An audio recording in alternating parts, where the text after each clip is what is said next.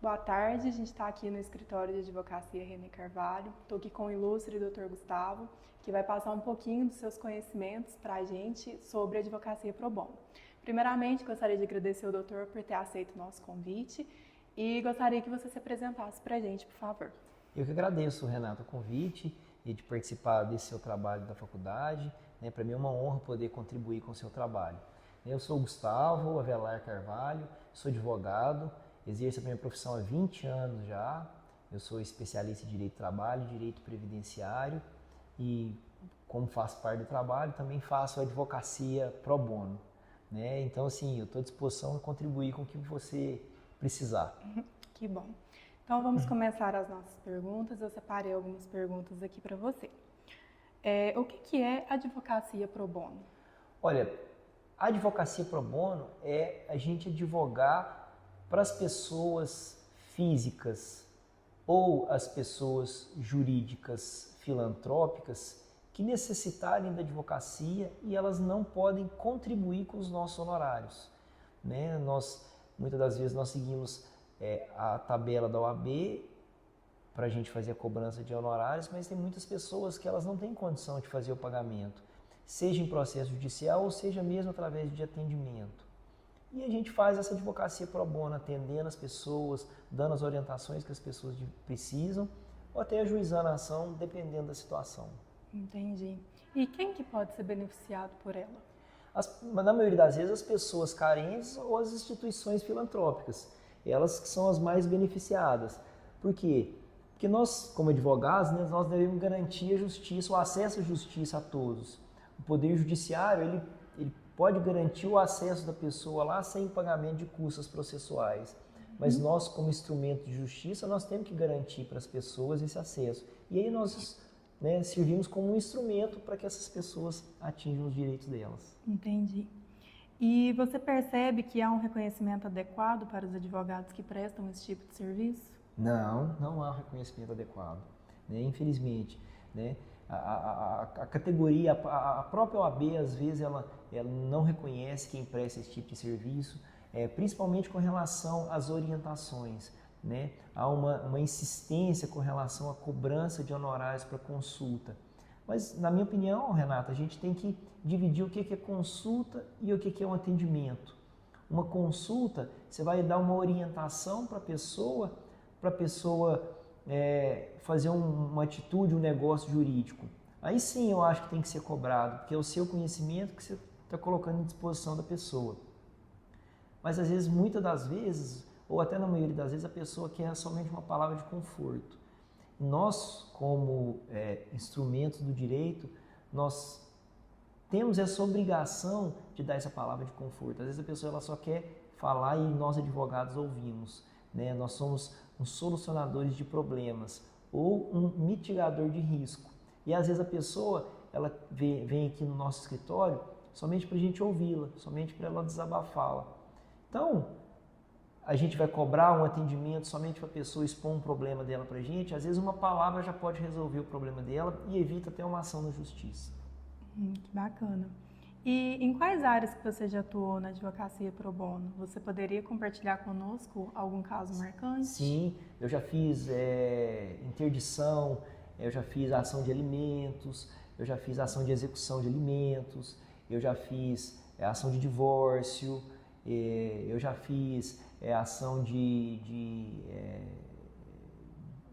certidão de homologação de certidão de óbito tardia, quando passa o prazo da pessoa registrar a certidão de óbito. Então, na maioria das vezes envolve casos de família, é que a gente faz esse tipo de trabalho. E quais são os critérios e as limitações da advocacia pro bono? Olha, na minha opinião, os critérios, está tendo o Estatuto da OAB, nós temos que olhar realmente se a pessoa tem ou não necessidade de ter o benefício da advocacia pro bono. Porque às vezes muitas pessoas elas nos buscam querendo que a gente faça um trabalho para ela, sendo que ela tem condição de contratar um advogado, pagando pelos seus honorários, ou até ir na Defensoria Pública, ou ir até a OAB e procurar um advogado dativo nesse sentido. Mas tem pessoas que às vezes a situação dela é de urgência, a pessoa não tem condição às vezes nem de procurar esse auxílio, e aí a gente faz isso para também ajudar a sociedade. E quais os desafios e obstáculos que você já enfrentou nessa prática? Boa, essa pergunta é difícil, né? Os desafios é a pessoa reconhecer, é a própria pessoa às vezes necessitada reconhecer que o trabalho que da advocacia pro bono faz, ele tem a mesma qualidade do que se ela estivesse pagando. Né? A gente faz com o mesmo afinco, com o mesmo vigor, com a mesma disciplina, como se a pessoa estivesse pagando. E às vezes, muitas vezes, as pessoas que nos procuram e a gente faz advocacia pro bono, ela não reconhece. Então, às vezes é por falta, né, de uma divulgação da OAB nesse sentido, às vezes uma falta de reconhecimento até dos outros advogados da classe que não reconhecem. Então, a maior dificuldade que eu vejo é isso. Entendi. E quais são as consequências para o advogado que não cumpre os limites e critérios estabelecidos pela OAB?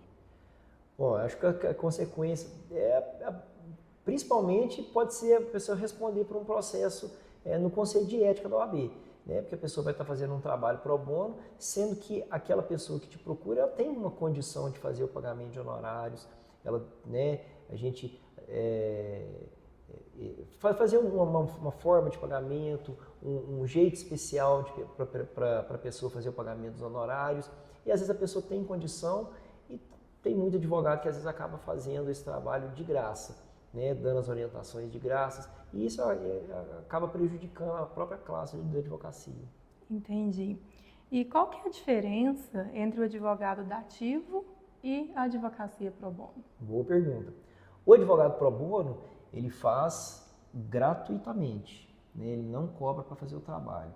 E a advocacia dativa, existe uma lista de advogados que se habilitam a fazer o trabalho dativo, e quem paga os honorários desse advogado é bem abaixo da tabela da OAB, mas é o Estado quem paga. Então, quando o processo termina, ou quando o ato processual termina, o juiz ele expede uma certidão e esse advogado ele vai, né, até o órgão competente e ele faz o recebimento desses honorários dele. Então, a diferença é que o advogado pro bono ele não recebe e o dativo ele recebe. Entendi. E como que você faz para selecionar os casos para esse tipo de atuação?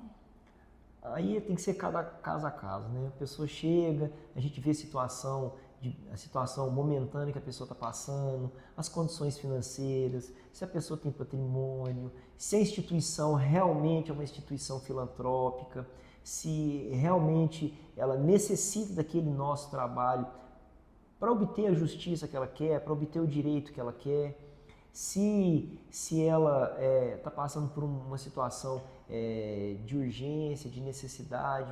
Então a gente olha basicamente o estado da pessoa. Então é a partir daí que a gente faz as conclusões se a pessoa merece ou não, né, ser patrocinado por um advogado e o advogado não fazer a cobrança dos honorários. Certo. E quais os princípios éticos você considera fundamental ao atuar em casos pro bono? Na minha opinião, o principal princípio ético é que nós temos que atuar na advocacia pro bono como se fosse uma advocacia contratual normal. Ou seja, como eu disse numa das perguntas anteriores, nós temos que ter o mesmo desafio, o mesmo afinco, para a gente atuar para a advocacia pro bono com a advocacia contratual, a advocacia que o cliente nos paga os honorários. Então a gente tem que buscar os direitos dele com o mesmo empenho, com a mesma dedicação, como se fosse pago. Ai, que bacana. E você já enfrentou algum dilema ético ao prestar esse tipo de serviço? Se sim, como lidou com a situação?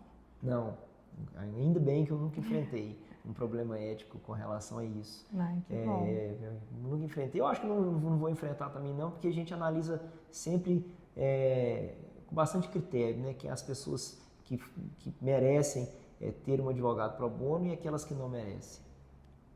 E quais são os cuidados éticos específicos que os advogados devem ter ao lidar com casos pro bono, especialmente em relação à confidencialidade e ao conflito de interesses? Bom, com relação à confidencialidade, funciona da mesma forma como se fosse uma advocacia contratual, né? A pessoa nos contratar para fazer. Tem que manter a confiança, explicar para a pessoa o tipo de advocacia que você está fazendo para ela, deixar a pessoa, né, alinhar as expectativas com a pessoa, a forma com que você está trabalhando.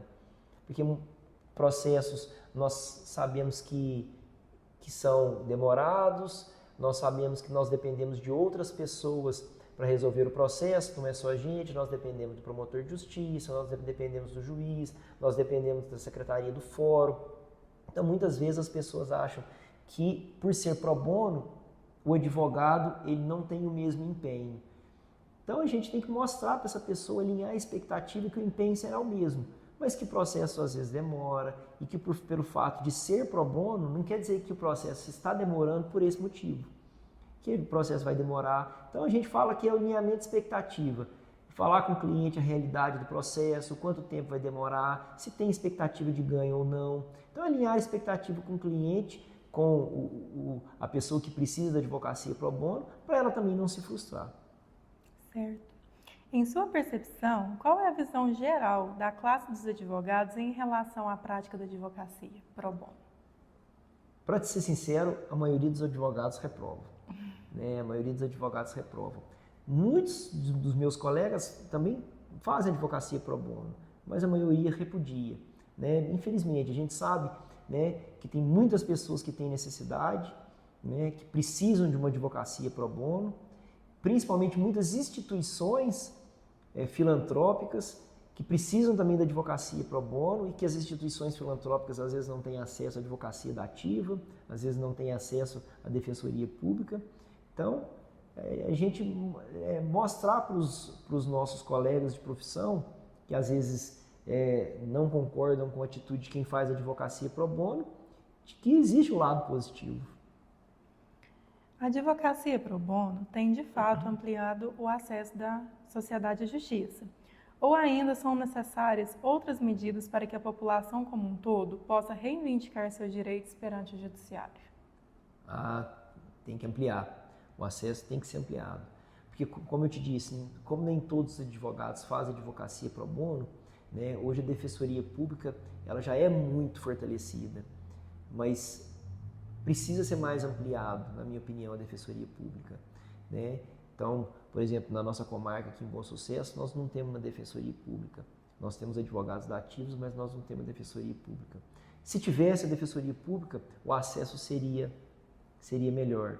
Né? Se tivesse, às vezes, uma defensoria pública itinerante ou um acesso maior à advocacia da ativa, então o acesso seria mais facilitado. Isso dificulta um pouco? Dificulta. Eu acho que o fato do cidadão morar no interior, para ele facilita o acesso na justiça.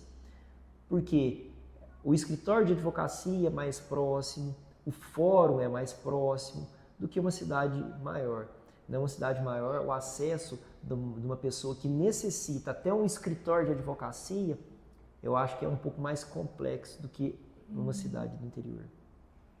E de que forma instituições jurídicas como a OAB podem apoiar e promover a advocacia pro bono de maneira mais efetiva? Eu acho que a OAB, o que ela pode fazer é campanhas.